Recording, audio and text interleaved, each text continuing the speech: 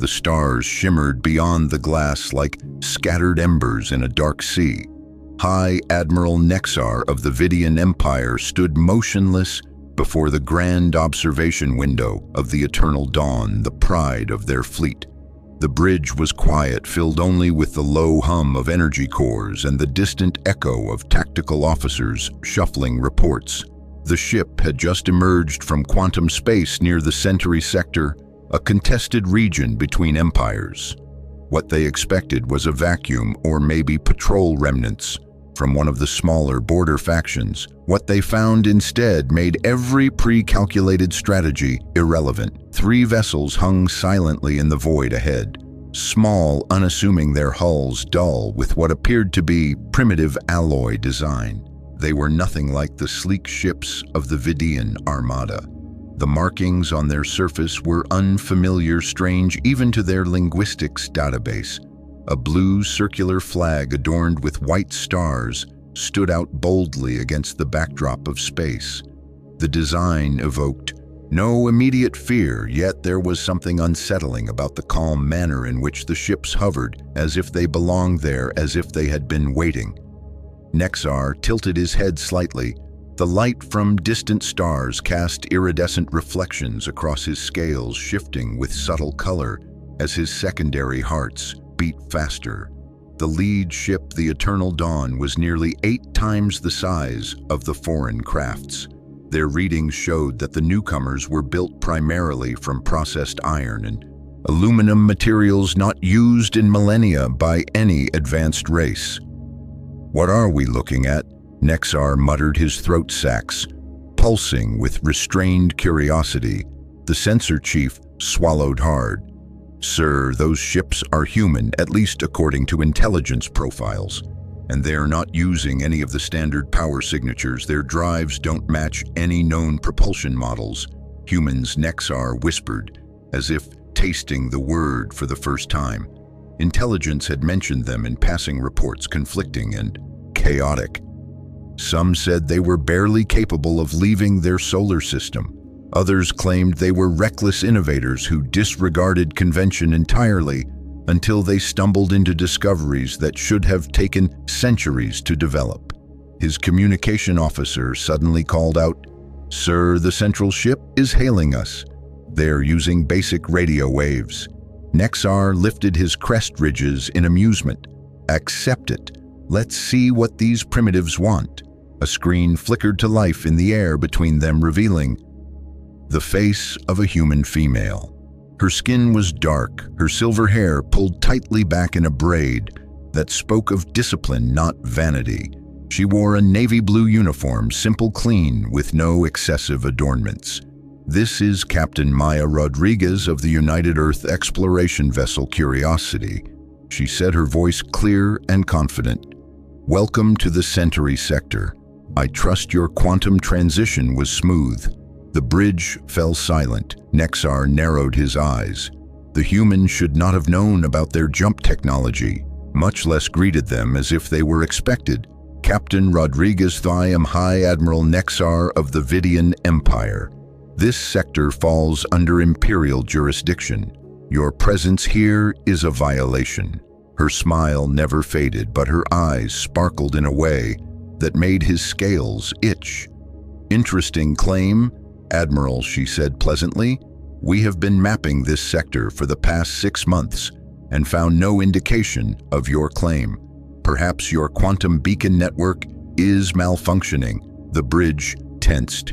The beacon network was supposed to be invisible, undetectable to lesser civilizations. The fact that she even knew of its existence was alarming. Nexar opened his mouth to respond, but she continued, tapping lightly on a console just out of frame. "You might want to check your network encryption. It has a vulnerability when subjected to quantum tunneling resonance. We patched it for you about an hour ago. Could not bear to see such elegant work undone by such a small oversight." A chill spread across the command deck as Nexar's scales shifted from deep royal purple to pale blue, a visible sign of shock. The encryption was built on 11-dimensional quantum folding, No known race outside the high archives should have cracked it. Rodriguez seemed to enjoy his reaction. "Yes," she said. "It is beautiful math, but you forgot to account for quantum observer paradox loops in higher dimensions. An easy mistake if you approach it purely theoretically. We discovered the flaw while trying to improve our coffee makers actually." "Coffee makers?" Nexar blinked slowly, sure that his translator had erred. "Oh yes," she replied with a nod. "You would be surprised how many breakthroughs we have made while trying to brew the perfect cup. We discovered stable micro-wormholes because someone wanted their coffee to maintain the ideal temperature. The physics department at MIT still argues about that one." The science officer looked up from his console, pale and visibly shaken. "Sir, she is correct about the encryption, and more importantly, the readings from their ships. They are using something that manipulates probability fields as a power source." Rodriguez raised an eyebrow at the interruption. "Oh, you can detect those. That is impressive. Most species miss them entirely. We call them quantum probability drives, much cleaner than antimatter. Although it took us a while to stop the field from occasionally turning the coffee into exotic matter in the mess hall, that was an interesting week." Nexar took a deep breath, struggling to process what he was hearing. These humans had stumbled into advanced quantum mechanics through kitchen experiments. Their technology appeared primitive because they had focused on practical function over visual design. It was innovation born from necessity, not legacy. They ignored the traditional timeline of progress. They simply asked questions and tried whatever solution made sense in the moment. Captain Rodriguez Nexar said carefully, "I believe we should continue this conversation in person. Would you be willing to dock with the Eternal Dawn for formal discussions?" "We would be delighted, Admiral," she said. "Fair warning, though, we are bringing our coffee. Once you try it, you will understand why it is responsible for half of our major scientific breakthroughs. I think your people will particularly enjoy the dark roast." As arrangements were made for docking, Nexar watched the human ships with new eyes. He had judged them by appearance by the standards of orderly progression his empire had developed through millennia of strict control and theoretical modeling. The humans had done none of that. They had simply approached the universe and asked why not. Even more disturbing, they seemed to be enjoying themselves. Nexar was not sure whether this was dangerous or brilliant, but he was certain of one thing. This meeting would change the galaxy forever. He returned to his command chair and quietly ordered the science team to analyze everything from the humans' ship power emissions to the structure of their language. More importantly, he asked the culinary unit to prepare a neutral zone for tasting this beverage they called coffee. He was not prepared for the next surprise. As the docking began and the human crew stepped onto the Eternal Dawn, Nexar noticed the lack of tension in their movements. They were calm, relaxed, curious. They carried thermoses and data pads, not weapons or shields. Rodriguez greeted him with a smile, handing him a cup of dark liquid. "This, Admiral, is how revolutions begin," she said, "one sip at a time." He lifted the cup to his mouth cautiously. The scent was rich, complex. He took a small sip and something strange happened. His tertiary brain activated patterns and solutions, began forming in his mind where before there were only equations without end. New angles of thought, new methods of problem-solving began to take shape as if the drink had unlocked dormant pathways. He stared at the cup. "Stunned, your beverage stimulates neural reorganization," he whispered. She shrugged. "We noticed that too after the third attempt to keep the flavor consistent across altitudes. Turns out getting good coffee in space is harder than expected, but worth it." The diplomatic chamber soon became a hub of activity. Human and Vidian engineers huddled over shared diagrams. Some laughed, others stared in disbelief. At one corner, Nexar overheard a conversation between his chief engineer and the Curiosity's lead scientist. "You discovered entangled communication because of a lag issue during a game of World of Warcraft." The engineer asked, scales shifting between green and yellow for disbelief. She nodded, sipping from her mug. "Nothing worse than lag during a boss fight. A few game designers teamed up with quantum physicists to find a fix. The rest is history." Nexar looked around. His most brilliant minds had spent generations modeling subatomic behavior to approach quantum communication. The humans had done it to improve online gaming. He looked at Rodriguez. "Captain, I must admit your methods are unorthodox. Our records show you achieved faster than light travel barely 50 years after your first spaceflight. How is that even possible?" She smiled again, pouring him another cup of coffee. "Simple necessity, Admiral. Our lives are short. We did not have centuries to wait. We had to get creative." "Creative," he repeated slowly, lifting the cup again. "You call completely bypassing theoretical progression creative. Who decided the standard?" She countered. "Your people advanced through careful study and predictability. We solved problems. As they came up, both paths lead to the same point." From one corner, a commotion erupted. A junior human engineer was sketching something, while Vidian scientists argued that the math was flawed until it was not. The human explained the routing like a pizza delivery problem, and the logic suddenly made sense. "Pizza delivery?" Nexar asked, and everyone laughed. But it was not laughter at the absurd. It was laughter at discovery. And as he took another sip of coffee, the Admiral found himself thinking in ways he never had before. He began to understand that science was not about perfect order. It was about curiosity, about daring to ask questions no one thought were worth asking. He knew then that his next report to the Imperial Council would not just contain data and observations. It would contain a warning and a revelation. The humans were not just another race to monitor. They were a force of change, a kind of innovation that could not be predicted or controlled. And it all began with coffee. The chamber, aboard the Eternal Dawn, buzzed with energy, unlike anything High Admiral Nexar had experienced in his 3 centuries of service. Across the crystalline diplomatic table sat Captain Maya Rodriguez, calm, focused, and impossibly casual, considering the implications of their meeting. Between them, a small metal container emitted steam and a rich, earthy aroma that was quickly becoming a topic of fascination among the Vidian delegation. "This is called coffee," Rodriguez explained, pouring the dark liquid into simple cups, a beverage we hold in high regard for many reasons, though none of them are strictly medical or technological. Nexar watched the steam rise, noting the sensory stimulation already affecting his olfactory nerves.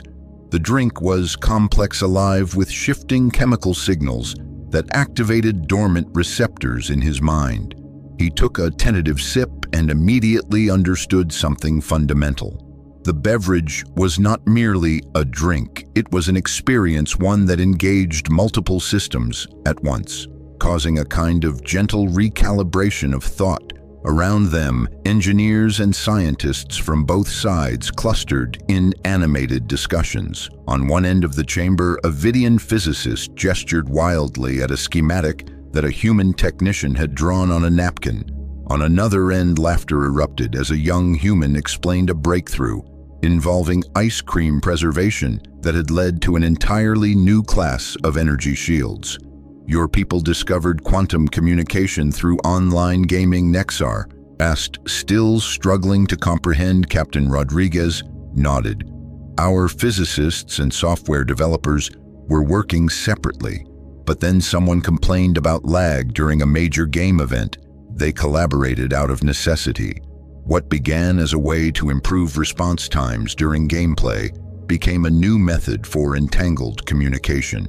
The room fell quiet for a moment as several Vidian researchers processed the implications, Nexar stared into his cup. The idea that such a major scientific breakthrough could arise from what his people considered frivolous activity was difficult to accept, but increasingly impossible to deny. You reached faster than light capability less than a century after your first orbital flight, he said finally. How is that not madness? It was necessity. Rodriguez replied, our lives are short. We did not have the time to wait for each new discovery to emerge from centuries of controlled experimentation, so we improvised. We made mistakes, we failed often, but every failure taught us something and every lesson was applied immediately. But you bypassed the foundations. You ignored the stages of development. Nexar insisted. Rodriguez leaned forward. The stages are arbitrary. They are a framework, not a law. Who decided that quantum travel must come after graviton mastery, or that dimensional folding cannot be explored until anti-gravity is perfected? Our methods are messy, but they work. We solve the problem in front of us and then move to the next one. Her voice was calm, but resolute. There was no arrogance, only conviction. A sudden interruption from the far corner of the chamber drew attention. A young Vidian engineer was shaking his head in disbelief as he examined a human datapad. This cannot be correct, he muttered. You cannot reroute quantum probability matrices this way. It violates all known predictive models. A human technician sitting beside him tapped the screen. Just treat it like a pizza delivery algorithm, he said. Think of the quantum pathways like congested city streets. You want to deliver energy not late and still hot. You build a route that bypasses interference, adapts to conditions, and ensures efficient output. The Vidian looked up his scales, flickering through a range of uncertainty. He was clearly trying to object, but no proper counter came. Instead, he stared at the pad, then at the technician, then back at the pad again. You are using food delivery to optimize quantum mechanics, Nexar asked slowly. Rodriguez smiled. Yes, and it works. Remarkably well. The Admiral sat back, and for the first time in his career, he realized that the path his people had walked for millennia might have been limiting them, not leading them forward. The humans were not reckless. They were free in a way that made them dangerous, but also profoundly effective. We used to think our way was the only way, he said softly. Progress was a staircase. You ascended one step at a time. But your kind, you built a slide to the top and just hoped it was stable. Rodriguez laughed. Sometimes we build a trampoline instead. But the point is we get there. And more often than not, we bring snacks. That remark drew genuine laughter from both delegations. A tension that had lingered since the beginning of their contact began to dissolve. The Vidian scientists began to share, more openly drawn in by the humans' irreverent but effective approach to research. We once discovered stable micro-wormholes because our coffee would cool too fast in deep space, Rodriguez explained. The containment fields we needed to keep the temperature consistent led to breakthroughs in gravitational field alignment. Another time, we accidentally created a self-healing nanomaterial while trying to make uniforms that resist pizza sauce stains. A junior officer from the Vidian side nearly dropped his tablet as he processed that statement. That material could revolutionize our hull repair protocols, he exclaimed. That was the idea, Rodriguez replied casually. Nexar watched as his people engaged with these chaotic, curious humans, not from a position of authority or skepticism, but from genuine intrigue. They were learning at a pace he had never witnessed, and it was all because the humans treated science not as a discipline, but as an extension of life. You approach discovery like it is a puzzle, a challenge to be played with, not feared. He said, exactly. Rodriguez nodded. Science is not a temple. It is a playground. Some of our best breakthroughs come from questions no one took seriously. What if we could teleport a pizza? What if we could keep French fries crispy in zero gravity? What if we could build a fusion reactor that runs on compost? And did you? Nexar asked. Almost, she replied. Compost fusion is tricky but promising. Turns out banana peels have unexpected thermal properties. The Admiral shook his head, amazed and slightly overwhelmed. His own engineers had followed rigid systems. They tested and retested, refused to deviate from protocol. The humans ignored protocol entirely, and in doing so, had leapt ahead in fields once thought unreachable. My people will struggle with this, he admitted. Rodriguez did not gloat. We understand many species have a hard time accepting our methods. They think we are reckless. We are not. We are just impatient. We want answers now, not next century. And what if those answers are dangerous? Nexar asked. They often are, she said calmly. But so is standing still. When we break something, we fix it better. When we fail, we learn faster. Our only rule is this: never stop asking questions. A silence fell over the room again, but this time it was reflective, not tense. You are redefining what it means to innovate. Nexar said finally, you have turned problem-solving into an art. Rodriguez poured another round of coffee. We like to think of it as cooking. Every dish is an experiment, every mistake a lesson, every success something to share. That night, as the humans returned to their ship and the Vidian crew began documenting everything they had learned, Nexar stood alone in the observation deck, watching the small vessels drift nearby. He had expected confrontation, suspicion, perhaps even war. Instead, he had found partnership. He had found a species that viewed the universe not as a series of locked doors, but as a playground full of hidden passageways and delightful surprises. And somewhere in all of this, he had found a new respect, not just for humanity, but for the unknown. He finished his cup and considered everything he had seen and heard. The humans had arrived with iron ships and open smiles. Their technology was confusing, their methods absurd, and yet their results undeniable. They had turned games into communication systems, food into fusion energy, and drinks into brain stimulants. They had not followed the map, they had drawn a new one. And Nexar realized with startling clarity that the future belonged not to those who followed the rules, but to those who dared to rewrite them, especially if they brought coffee. The calm aboard the Eternal Dawn shattered when the alert blared through the diplomatic chamber. Nexar turned sharply, his sensory tendrils flaring, as the voice of his communication officer echoed through the internal systems. High Admiral, 3 Cryan warships have just quantum jumped into the system. Their weapons are charging and their approach vector is aggressive. The atmosphere shifted instantly. Human and Vidian personnel abandoned their discussions. The scent of coffee still lingered in the air, but its comfort was rapidly replaced by tension and urgency. Captain Rodriguez, who had been sharing a story about ice cream preservation, stopped mid-sentence. Her eyes sharpened and she turned toward her console with practiced precision. Chans, she asked, her voice calm but focused. The ones who have been raiding your outer colonies. Yes, Nexar replied, his scales darkening. Their warships are formidable. Their people are trained for combat above all else. They are not known for diplomacy. Rodriguez took a sip from her thermos, then handed it off to a crew member standing nearby. Interesting timing, she muttered to herself, before turning to Nexar. Admiral, do you mind if we try something? This is not the time for experimentation, Nexar said with urgency.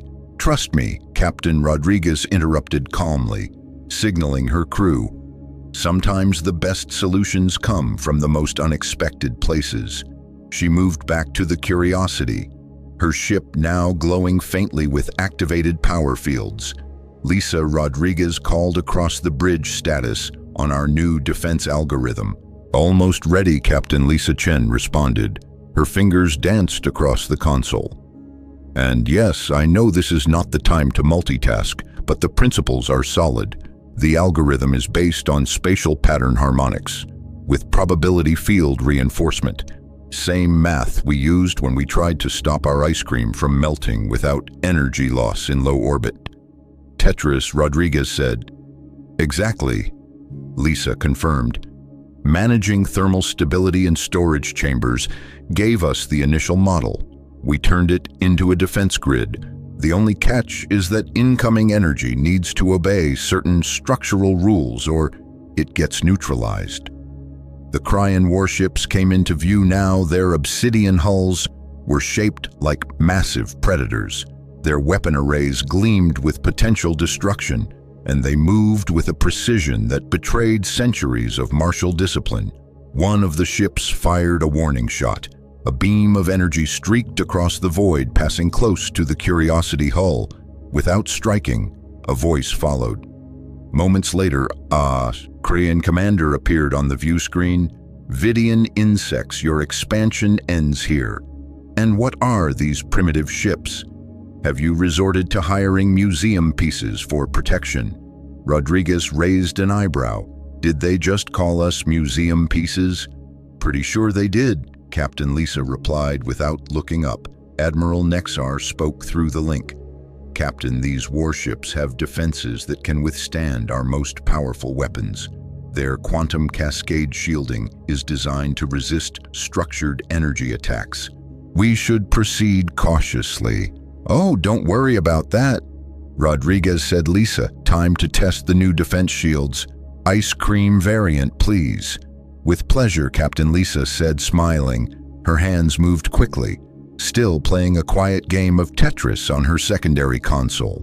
"It is funny," she said, "when we were trying to keep ice cream from melting in space, we realized we could manipulate quantum probability fields based on geometric patterns. The fields redirect energy into organized structures instead of resisting the energy. We organize it like game pieces." The Korean commander, apparently growing tired of the lack of reaction, fired a full barrage. Quantum torpedoes arced through space, their trajectories perfect, their velocity undeniable. Nexar felt the cold fear settle over him. That level of power could vaporize a small moon. Then something strange happened. The energy weapons approached the human vessels, and space seemed to ripple. The torpedoes began to distort their paths, twisting mid-flight. They slowed, then split into fragments that reorganized themselves into orderly lines before simply vanishing. Nexar stared. "Did you just turn their quantum torpedoes into a game of Tetris?" "More or less," Lisa replied cheerfully. "The shield uses a probability matrix based on game theory principles. The incoming energy has to play by the rules of the simulation. Most weapons do not like following those rules." The Cryan commander sputtered on the view screen. "That is not possible. Our weapons are based on the most advanced quantum cascade models in the known galaxy." "Oh, they are beautiful," Rodriguez said, genuinely appreciating the statement. "Very clean mathematical structure. The only problem is you are thinking in straight lines. Sometimes it helps to think more like recreation." She turned toward her communications officer. "Jerry, show them what we learned from optimizing pizza delivery routes." "Already on it," Captain Jerry said, fingers flying across the console. "You see," he began in a calm, explanatory tone, "in a large city like New York, traffic patterns, weather, and temperature retention all matter if you want to deliver pizza on time and still hot. Turns out the same variables apply to weapon targeting when you are dealing with quantum entanglement and energy dispersion. Before the Cryan ships could react, thin streams of energy erupted from the Curiosity. They moved with unnatural precision, slicing through space in angles and curves that no predictive model could have calculated. The beams did not cause explosions or visible damage, but one by one, the Korean ships began to flicker, their systems shutting down slowly. "What did you do?" The Korean commander shouted, panic replacing arrogance. "Nothing permanent," Rodriguez said, smiling. "We just routed your power systems through a simulated probability maze based on downtown Chicago delivery logistics during a snowstorm. They will reset in an hour. Give or take plenty of time for us to have a proper conversation." On the Vidian flagship, Admiral Nexar sat in stunned silence. His enemy, the one that had outmatched his most powerful defenses, was now floating in space, utterly powerless because of pizza delivery strategy. He turned toward his communication screen. "Captain," he said slowly, "I believe the Imperial Council will be very interested in forming a formal alliance with Earth. Though I am not entirely sure how I will explain that we won using algorithms derived from fast food logistics and dessert preservation." Rodriguez grinned. "Just wait until you see what we came up with while trying to keep French fries crispy in zero gravity." With that, she signaled her crew, and a new command was issued. "Begin diplomatic engagement." The disabled Korean ships were not boarded or detained. Instead, Rodriguez had a more human solution. "Jerry, do we still have the portable pizza ovens in cargo bay?" "3, she asked. "Yes," Captain Jerry replied, already preparing a menu. "Invite them over." Then Rodriguez said, "Nothing builds trust like food and conversation." As the first diplomatic meal in centuries between humans, Korean and Vidians began. Nexar looked around the chamber, transformed now into a shared dining space. The mood was light, the conversations open. A Korean commander cautiously took a slice of pizza, and after his third bite was visibly more relaxed. "You achieved antimatter containment while trying to perfect the cheese melt consistency?" he asked incredulously. Dr. Chen nodded, drawing diagrams on a napkin. "The real insight came from keeping the crust crispy." During teleportation, she said, "Turns out teleporting food requires similar particle coherence as matter transmission." "Teleportation," Nexar said again, trying to keep up. "Of course," Rodriguez shrugged. "Nobody likes cold pizza. That was actually how we solved the equations for quantum tunneling transfers," she added. The Cryan science officer leaned forward, listening with the intensity of a scholar. "This explains your shields, your weapon systems, all of it. You are not ignoring scientific frameworks. You are discovering new ones by treating everyday problems as puzzles." "Pretty much," Lisa confirmed, still tapping her console. "Traditional science is amazing, but sometimes you need to think outside the box. Or inside the pizza box, in this case." Commander Vexar of the Korean Navy, who had remained quiet, now set down his drink and looked around, slowly. All his life he had trained to be a warrior. All his people had dedicated generations to mastering combat. And yet here were humans who had defeated his ships, not with brute force, but with logic, humor, and food. "We spent centuries creating the perfect war machines," he said softly, "and you stopped them with a bakery truck. To be fair," Jerry added, "pizza delivery in Manhattan is basically warfare already." Laughter rolled across the room. Light, genuine, unforced. Nexar felt something shift, not just in the chamber, but in himself, in the way he viewed the path forward. His people had spent thousands of years building theory first, then trying to match reality to it. The humans had done the opposite. They let reality guide the theory. They asked questions and followed wherever the answer led. "You are not chaotic," Nexar said. "You are adaptive. You build the road as you walk." Rodriguez nodded. "Exactly, and sometimes the road leads to pizza." The meal continued. Stories were shared, ideas exchanged. The barrier between species weakened by every bite. Looking out across the chamber, Nexar realized this was more than a temporary alliance. This was a pivot, a turning point in galactic history. Peace had not come from the battlefield. It had come from the kitchen, and it tasted incredible. The aftermath of the unexpected encounter between Earth and the Korean warships left a deep silence in the Eternal Dawn's diplomatic chamber. The Vidian and human crews had witnessed something that most would never believe, not unless they had seen it with their own eyes. There were no massive energy detonations, no wreckage floating in the void. There was only a simple, elegant truth. Human ingenuity had diffused one of the most dangerous threats the galaxy had known, with logic, humor, and food science. High Admiral Nexar could not stop thinking about what had just occurred.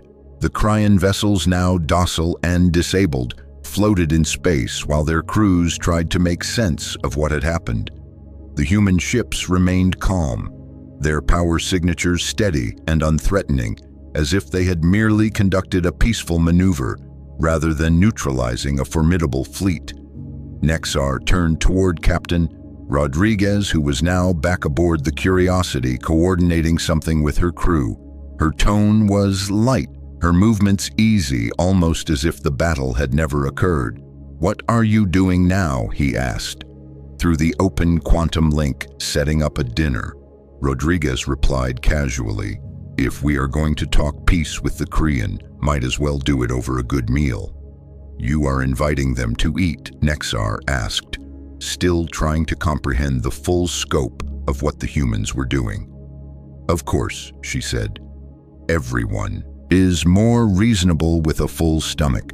Besides, we figured out long ago that diplomacy works best when you make it feel like family dinner."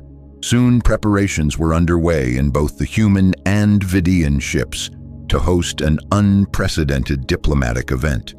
Not one filled with formal speeches or tense negotiations, but a shared experience of food and conversation. Cargo Bay, 3 of the Curiosity, was transformed into what the humans called a pizzeria. Foldable tables were set up, food warmers brought online, and pizza ovens activated. The scent of baked dough, cheese, and herbs began to spread through the ship, mixing with the familiar aroma of coffee and creating a sense of warmth that no protocol could ever replicate. As the Korean delegation arrived, escorted but not restrained, they looked around with expressions of confusion and suspicion. Vexar, their commander, glanced from one human to the next, unsure of what to make of the smells, the colors, the casual attitude surrounding the entire event. "Sit, eat, talk," Rodriguez said, gesturing toward the array of dishes laid out across several tables. "This is how we do things." The Korean delegation hesitated but eventually sat down. Their hands, or equivalent appendages, hovered over the plates, then reached out. Vexar picked up a slice of pizza, examining it like a weapon, then cautiously took a bite. His reaction was almost immediate. His posture relaxed, his eyes narrowed in thought and then widened with surprise. "What is this?" he asked quietly, his voice lacking its usual edge. "Pepperoni and mozzarella," Rodriguez said with a grin. "You should try it with garlic sauce."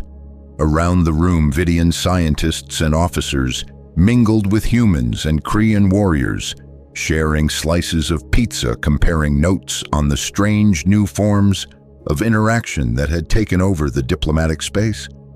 Dr. Chen poured a cup of coffee and slid it toward one of the Cryan engineers. "You might enjoy this," she said. "Helps with problem solving, or so we keep discovering."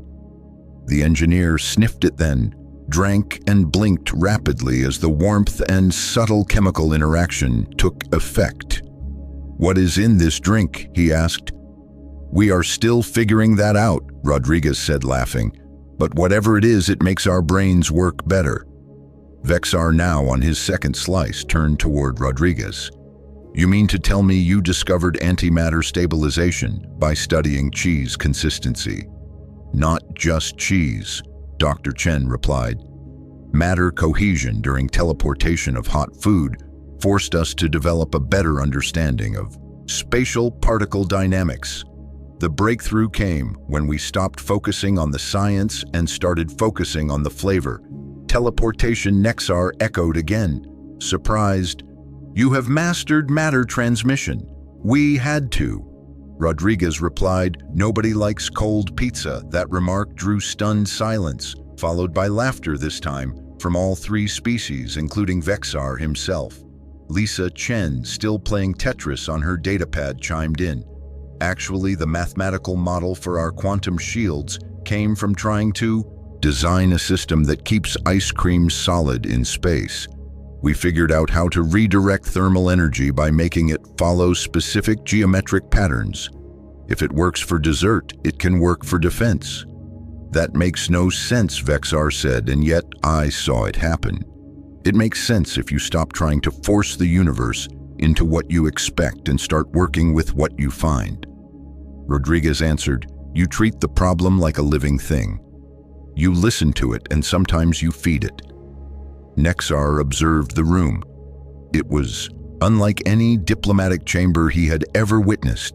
Scientists, engineers, warriors, and captains sat around tables laughing, sharing notes, debating techniques not through formal addresses, but through stories, jokes, and meals. A young Korean technician who had been quietly observing finally spoke. "Your approach to knowledge, it is not linear."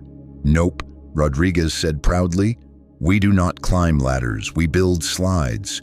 You do not build theories and then chase them." Nexar said slowly, beginning to see it. "You find answers and then figure out the questions." "Exactly," Dr. Chen agreed. "Our discoveries are not accidents. They are solutions looking for their problems." The Korean commander nodded. "We trained to fight. We trained for war. We designed our ships with one goal: victory. You designed yours with coffee machines."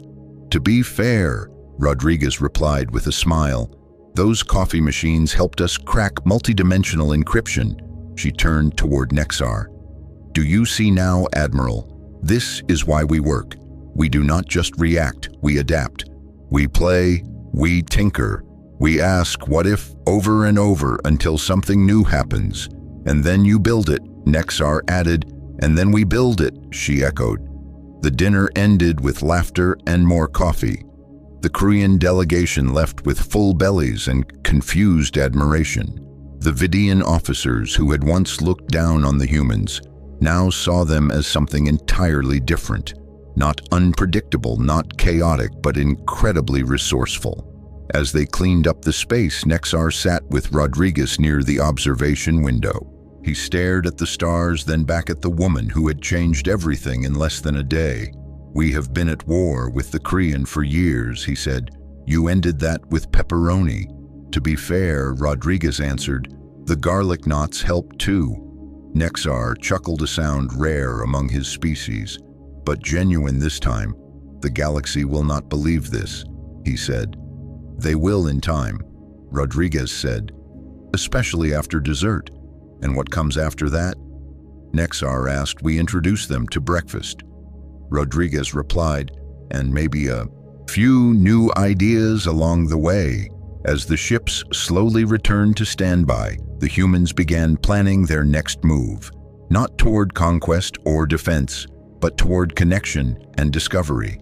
Nexar knew this was only the beginning, and somewhere in the back of his mind he found himself wondering what other mysteries might be unlocked by something as simple as a hot sandwich. 6 months had passed since the day humanity smiled in the face of power and rewrote the rules of the galaxy forever. What began as an encounter between a small Terran exploration vessel and the mighty Vidian Empire had evolved into something none of the elder civilizations could have predicted. Not only had humans baffled their advanced neighbors with technology derived from food delivery and dessert science, but they had also changed the way alliances were formed and the way science itself was practiced. Now the Grand Chamber of the Galactic Council was filled with a level of excitement rarely seen in its long and rigid history. Representatives from dozens of species took their places, curious, expectant, and some still skeptical. A grand announcement was about to be made.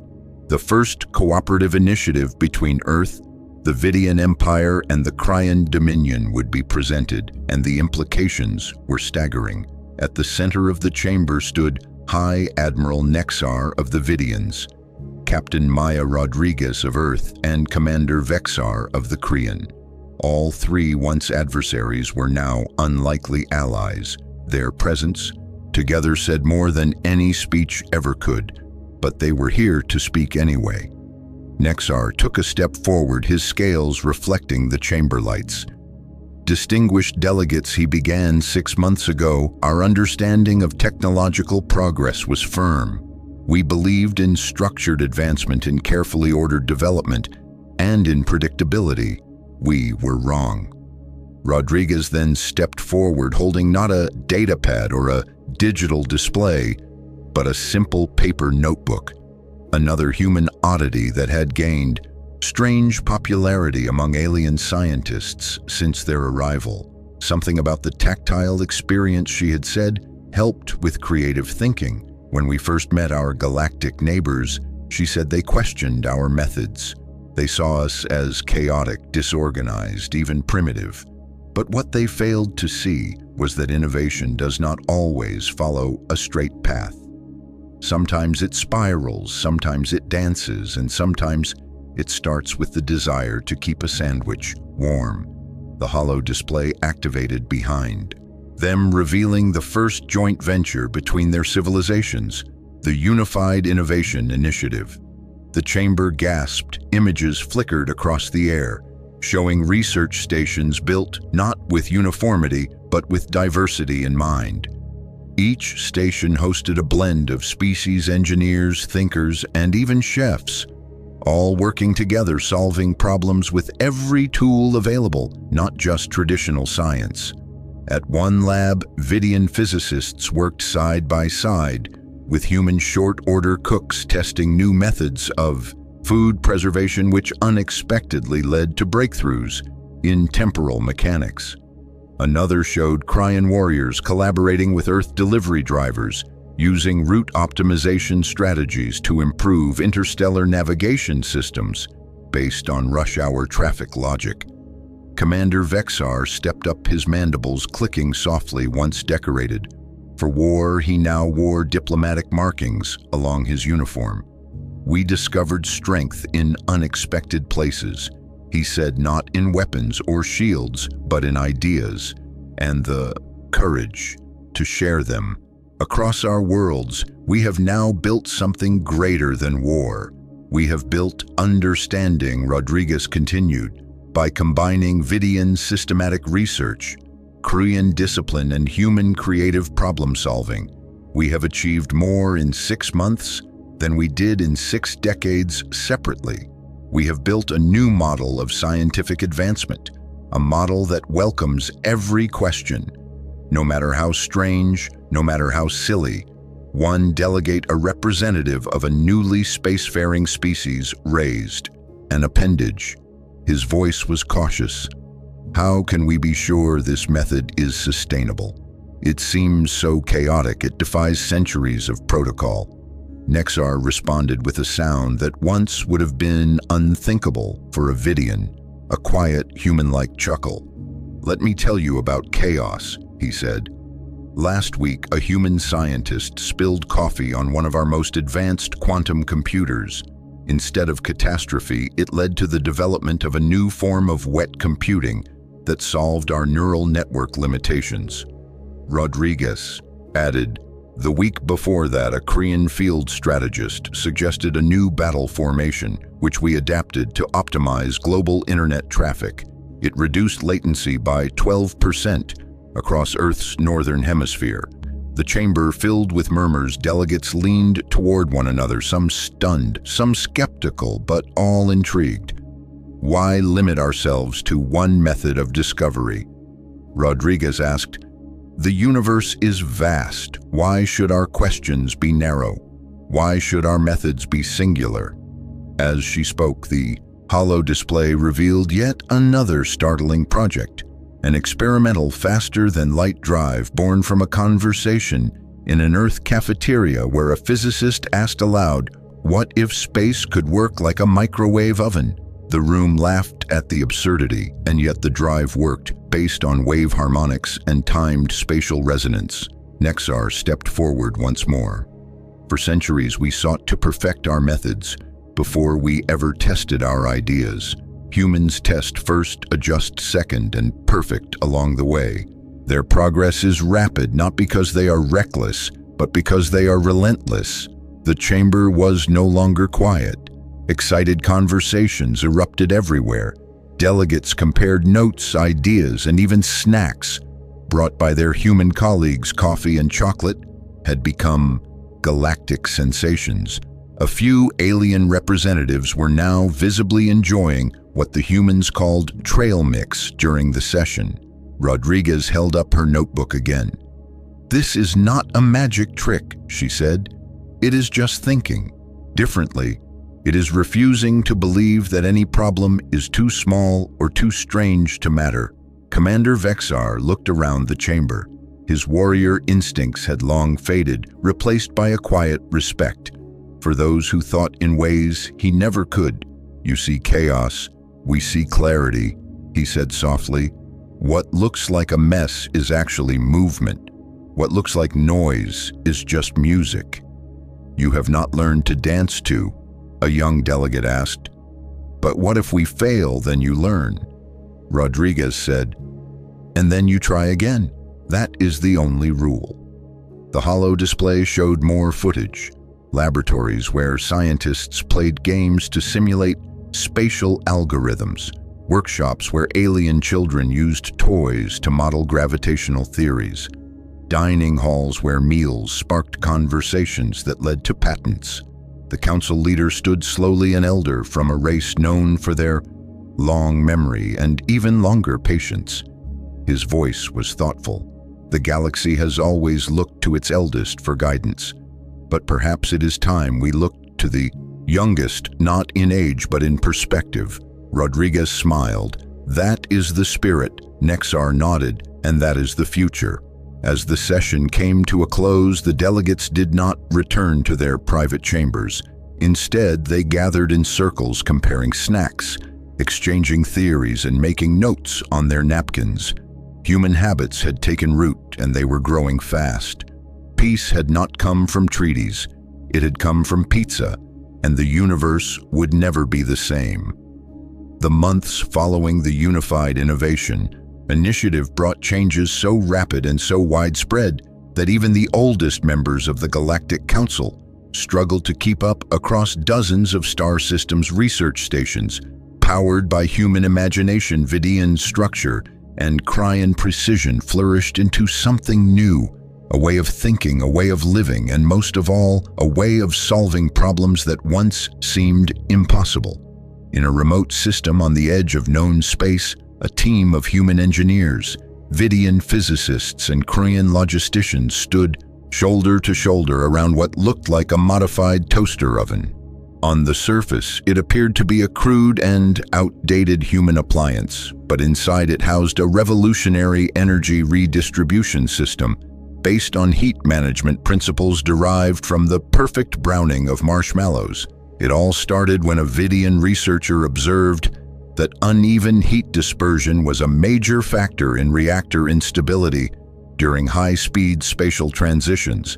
At the same time, a human culinary technician, trying to perfect the texture of a dessert, used a rotating airflow system to evenly cook marshmallows. The two met in a communal dining area over coffee and pie, and within hours the initial blueprint for a new stabilizer core was drawn out on the back of a napkin. That blueprint later evolved into the Mallow core, a flexible heat-to-energy conversion matrix that allowed previously unstable systems to remain coherent even during transitions through fluctuating gravitational fields. This invention led to the creation of safer, faster, and more reliable transport vessels used across the sector.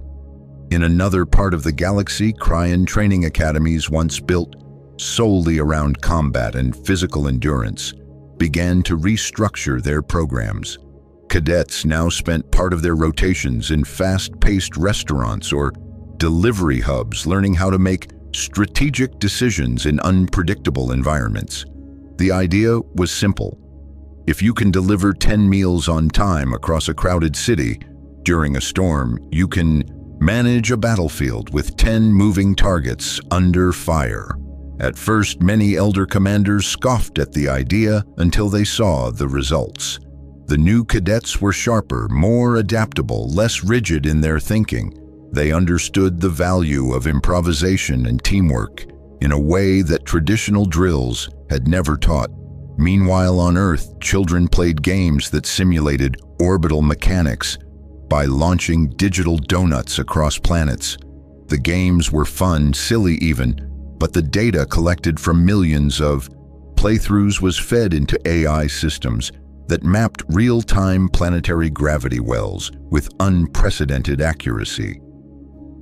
Back aboard the Eternal Dawn, High Admiral Nexar walked the halls of what was once the most disciplined ship in the Vidian fleet. Now those same halls buzzed with conversation, experimentation, and collaboration. No longer limited to Vidian minds alone, the crew included human scientists and Krian engineers working together as equals. He paused outside the newly redesigned recreation, brainstorming lounge, once a sterile data analysis chamber, now filled with whiteboards, napkin sketches, puzzle cubes, and yes, more coffee machines than he could count. Inside, a group debated whether the principles behind popcorn expansion might have applications in emergency pressure valve designs. Nexar shook his head and smiled. Something in him had shifted since that first encounter with Captain Rodriguez, something fundamental. He no longer saw innovation as a staircase that one must climb with careful, measured steps.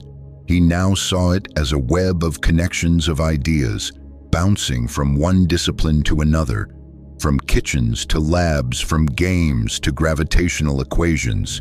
At the Unified Innovation Headquarters, on a former mining outpost now transformed into a hub of galactic creativity, the air always smelled faintly of cinnamon rolls and solder smoke. Delegates from over 30 species worked side by side, solving some of the most complex problems their civilizations had ever faced, using methods that had once been dismissed as foolish.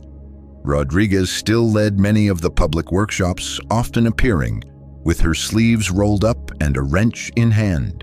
She believed in the power of presence and preferred to lead by example. Today, she stood beside a Krian commander and a young Vidian apprentice, showing them how to convert a vending machine into a temporary medical triage unit, using parts scavenged from a broken oven and a hoverboard. People still ask her why the human method works so well. Our answer is always the same. We do not think outside the box. We ask why the box exists in the first place, and maybe we fill it with pizza. But even amidst the laughter and the strange brilliance of these new interstellar minds, the real change came not in the inventions or the projects. It came in the relationships forged through shared meals, through mutual respect, and through the understanding that genius does not require ceremony. Sometimes it just needs a hot drink and a good question. When the Council of Elder Clans gathered to discuss the progress of the initiative, they did not meet in a grand hall. Instead, they met in a dining area fitted with long tables, mugs of steaming beverages, and an open kitchen behind them. The atmosphere was informal, the tone honest and hopeful. Nexar stood to speak, his voice calm, steady, and no longer the voice of a ruler speaking to subjects, but of a peer sharing with friends. We thought we knew the shape of progress, he said. We thought we knew the path, the correct way to reach the stars. We were wrong. He paused, letting the silence fill with the scent of fresh bread and roasted vegetables. The humans showed us that progress is not a line. It is a spiral, a puzzle, a question followed by a dozen more. They taught us that every problem is a door, and every solution begins with the words, "What if?" Rodriguez stepped up beside him and looked around the room. "Let us be honest," she said. "What we are doing here is messy, Sometimes it fails. Sometimes it looks like nonsense, but it works because we believe in it and we believe in each other. She lifted her coffee mug and looked across the table at Vexar, who nodded and raised his own. This is not the end of war or the end of struggle, but it is the beginning of understanding, and maybe the beginning of something better. The room raised their mugs and glasses and strange hybrid containers in agreement. No formal decree was signed that day. No legal binding document was passed, but a commitment was made, and that commitment echoed across the stars. And so the galaxy moved forward, not through conquest, not through control, but through curiosity and cooperation. The human method was never about perfection. It was about persistence. It was about finding value in the mundane, purpose in the overlooked, and strength in the silly. In the end, what humans brought to the galaxy was not just new technologies or fresh ideas, but a reminder of something ancient and universal. That greatness often begins with the smallest of questions. That discovery sometimes hides in the things we take for granted, and that sometimes the path to the stars begins in the kitchen. So what is the lesson here? What do we take from a story about ships powered by coffee shields, made from ice cream logic, and battles won with pizza? The lesson is simple but powerful. Do not dismiss the unconventional. Do not wait for permission to try something new. Do not underestimate the power of joy and the brilliance of play, because sometimes the key to unlocking the mysteries of the universe is not hidden in some distant future or buried in complex equations. Sometimes it is right there in your hands, in a slice of pizza, a cup of coffee, or the smile of someone who refuses to accept the limits of what is, and instead dares to imagine what could be.